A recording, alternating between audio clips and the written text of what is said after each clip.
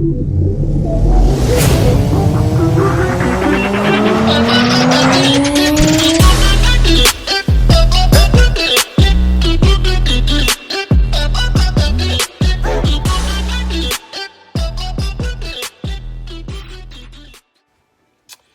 this is Chris at Mardave. We just thought we'd give you a little bit of an update on the Hot Rod series cars.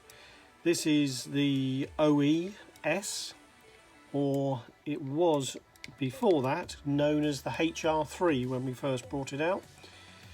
So what we've done is we've taken the HR3 chassis. It was a little bit controversial. We had a few braces added to the cars, and a few of the clubs said this was sort of going a little bit too far towards GT12 racing. So we stripped it back, we've done a few changes to it, and it's now called an OES. This is the carbon fibre version. Underneath you've got a slightly wider chassis than the OE spec car. We've got some vents in the chassis to add cooling to the motor. We've also changed the way the chassis flexes around the front, and we've added the kingpin brace, which comes standard in the kit. On this one we're playing around with a GRP bumper on the front instead of the foam bumper. So in essence the OES car comes as a standard OE kit. The S basically means that it's got the new chassis, and we've changed a few of the spec parts in the kit. So you get kingpin brace in with the OES, you get turnbuckles, nice body posts front and rear. You can have it in carbon or GRP.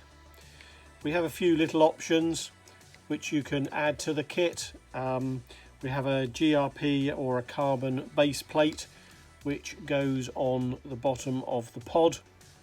This just stiffens up the rear of the pod and makes the car a little bit more stable on high grip tracks. On the OES we also have the 3-hole position, so you can play around with your weight balance of your car. So moving the heaviest part of the car, which is always the battery, you can move it back or you can move it forward.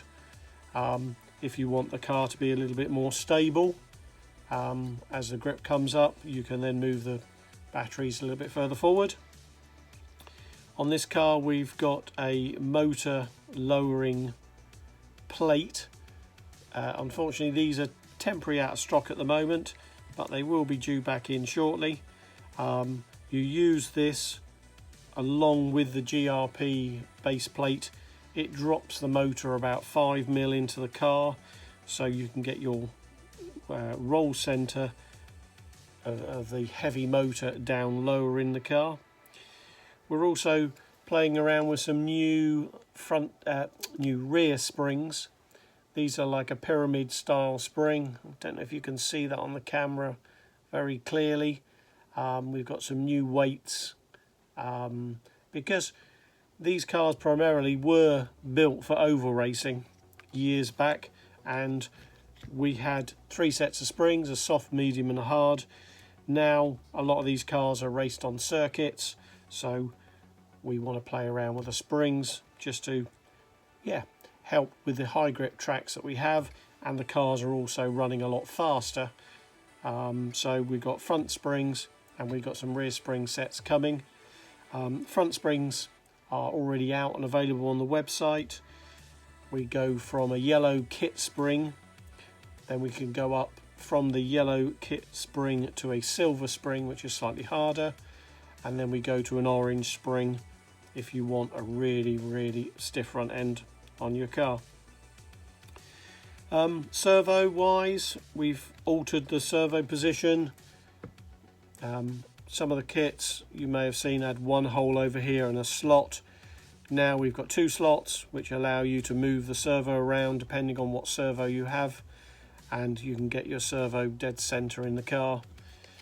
What I have seen is there's a few servos out that actually push make the servo sit quite far back in the car, so your steering arms are sort of like this. Now you really want your steering arms straight. For better performance, have them further forward to give you a bit more acumen. This also helps that as your steering turns, this wheel moves more than this wheel, as you can see. So if your steering arms were further back, then both wheels will be moving virtually at the same speed. So the further you push your servo further forward, then this wheel pulls your car through the corners at mid. Also, it acts like a little bit of a brake as well, so as you're going into the corners, this is scrubbing a little bit of speed off on the inside of the corners and helps with these quite small cars. We're governed by tyres. We only use A foam primarily on these cars, so we don't have the luxury of S foam and T foam.